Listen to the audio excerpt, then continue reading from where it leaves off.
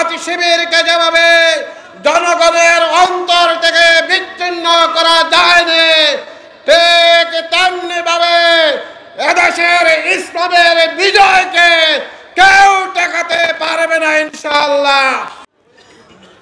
আলহামদুলিল্লাহ, আলহামদুলিল্লাহ রাব্বিল আলামিন, আসসালাতু ওয়াসসালামু আলা রাসূলিল কারীম ওয়া আলা আলিহি ওয়া আসহাবিহি ওয়া আহলি বাইতি আজমাইন।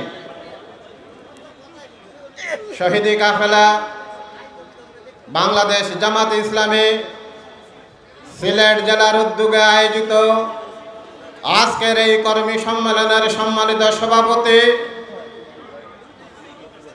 সম্মেলনে উপস্থিত সম্মানিত বিশেষ অতিথি, বাংলাদেশ জামাত ইসলামের সম্মানিত সহকারী সেক্রেটারি জেনারেল জনাব অ্যাডভোকেট ইহসানুল মাহবুব জুবায়ের, মঞ্চ উপবিষ্ট সম্মানিত নেতৃবৃন্দ, সম্মানিত সুধীমণ্ডলী, সমবেত সহকর্মী, সম্মানিত দিনী ভাই এবং বন্ধুগণ, আসসালামু আলাইকুম ওয়া রাহমাতুল্লাহি ওয়া বারাকাতুহু।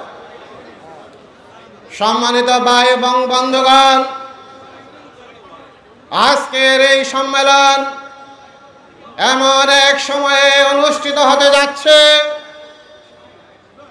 যে সময়গুলো আমরা অতিক্রম করে এসেছি।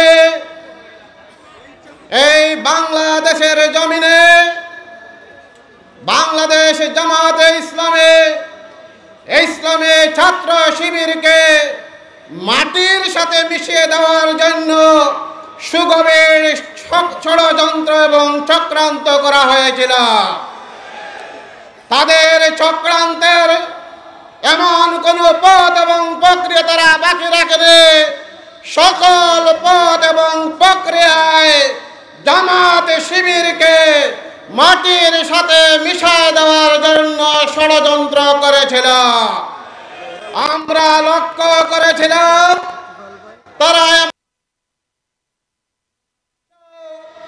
বাংলাদেশের পশু পাখিরা সারাদিন কাজকর্ম করে খাদ্য সংগ্রহ করে তাদের বাসা বাড়িতে ফেরার নিশ্চয়তা ছিল। জামাত শিবিরের নেতা কর্মীরা দুপুরে প্রকাশ্যে ঘোরাফেরা যেভাবে করতে পারত না, রাতের বেলা বাসাতে থাকার কোনো নিশ্চয়তা ছিল না। সরকার আমাদের মানবিক অধিকারটুকু তারা হরণ করেছিল।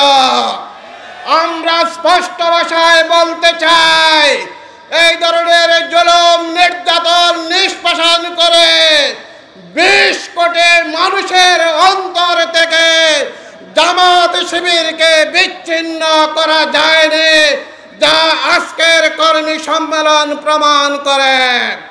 আমরা দৃঢ় ভাষায় বলতে চাই, জামাত শিবিরকে যেভাবে জনগণের অন্তর থেকে বিচ্ছিন্ন করা যায়নি, ঠিক তেমনি ভাবে এদেশের ইসলামের বিজয়কে কেউ ঠেকাতে পারবে না ইনশাআল্লাহ। সবাইকে মুবারকবাদ জানিয়ে আসসালামু আলাইকুম ওয়া রাহমাতুল্লাহ।